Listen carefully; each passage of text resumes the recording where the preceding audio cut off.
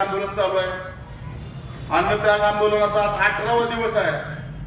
आपले कोळी बांधव आया बहिणी तिथं उपोषण करते, अक्षरशः पडपडलेत.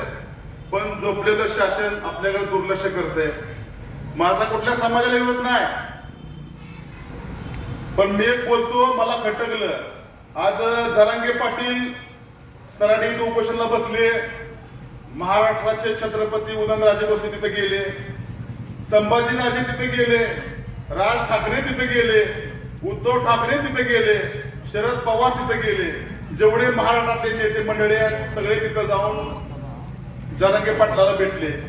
पण गेले 18 दिवस झालं आदिवासी कोळी बांधव उपोषणाला बसलेल्या जिल्हाधिकारी कार्यालयासमोर, पण ह्या पक्षातलं कुणीही सुद्धा तिथे गेलं नाही.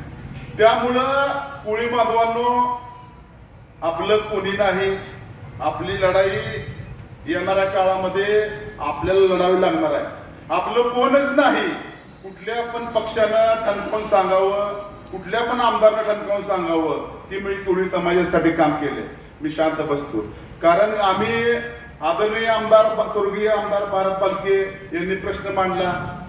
ज्या टायमाला देवेंद्र फडणवीस मुख्यमंत्री होते त्या टायमाला आम्ही भूमिका घेतली की त्यांना पंढरपूरमध्ये येऊ द्यायचं नाही. त्या टायमाला आम्ही आंदोलन करून कमीत कमी 2,500 सर्टिफिकेट घेतले. मध्यंतरी समाधान अवताडेंनी विषय मांडला.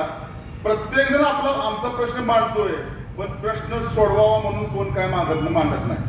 कुठलाच आमदार पिटून आपल्यासाठी उठत नाही. आज या जत तालुक्यामध्ये आपण एखादा आमदार आणू पण शकतो, पाडू पण शकतो, आपल्या समाजाचा आमदार करू पण शकतो.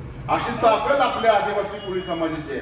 फक्त आपला राजकीय वापर होता कामा नये. आज वट्टडीवार आहेत काँग्रेसचे विरोधी पक्षनेते, ते फक्त ओबीसीचा विषय घेतात, पण त्याला समजत नाही का जळगाव त्यांच्या गावापासून किती